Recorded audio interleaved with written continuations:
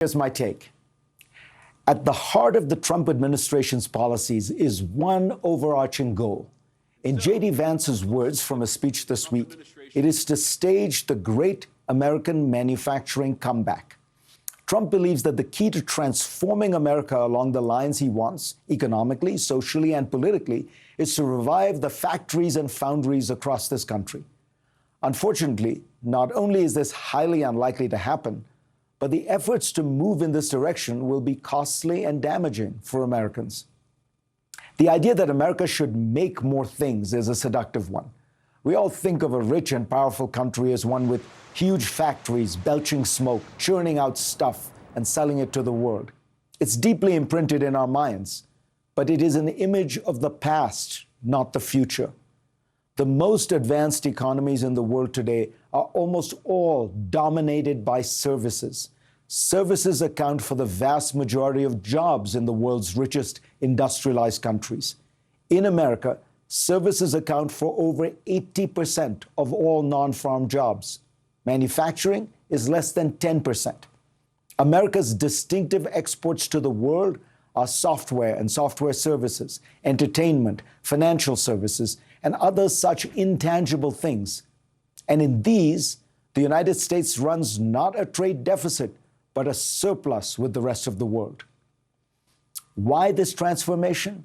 Because as people get richer and better educated, they spend more money on services and not goods. In 1960, American consumers allotted more than 50% of their consumption spending to goods. By 2010, it was only 33%. And the money for companies is not in goods, but services. A sneaker may cost $25 or $30 to make. The value then is in the design, marketing, and sales that allows you to sell it for $100. What part of this product would you rather your workers were involved in?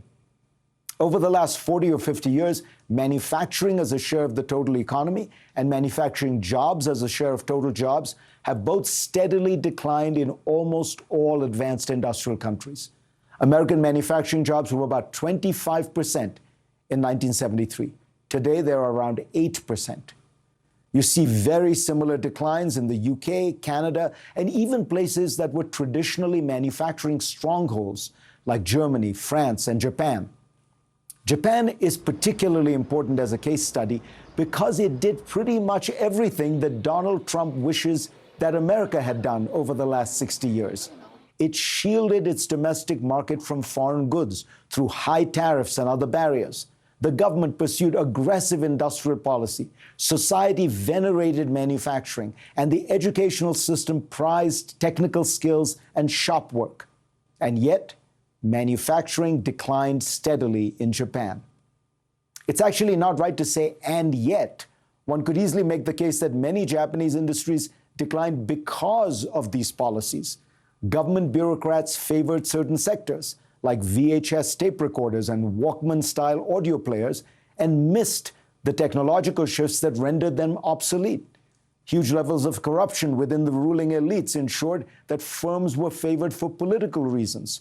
Most important, the tariffs and other barriers kept Japanese companies shielded from competition. Those decisions and others led Japan, far from dominating the world economically, as Donald Trump had warned about in the 1980s, to enter into a decades-long stagnation that it has barely now emerged from. Countries like Japan and Germany that tried hard to boost their manufacturing sectors, and countries like France and Italy that protected their workers through tight labor laws, all saw their manufacturing decline. But they also missed out on the growing service sector that now dominates the world.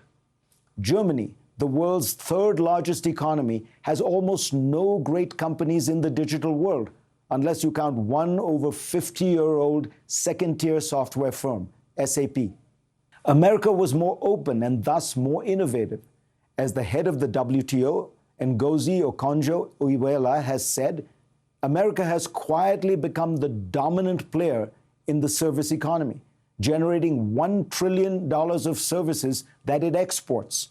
She points out that professional and business service jobs pay an average of $43.60 per hour in the U.S., compared to just $34.83 for the average manufacturing job.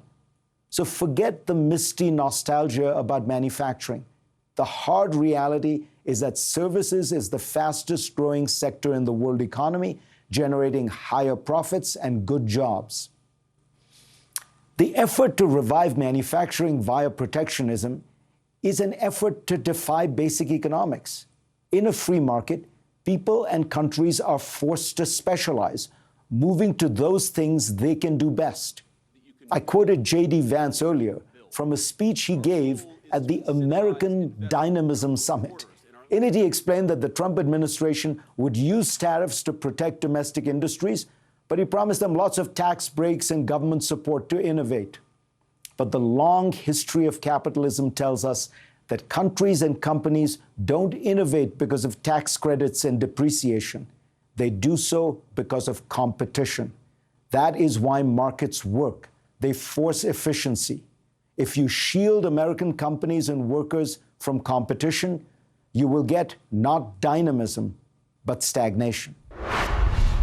Go to cnn.com/Fareed for a link to my Washington Post column this week, and let's get started.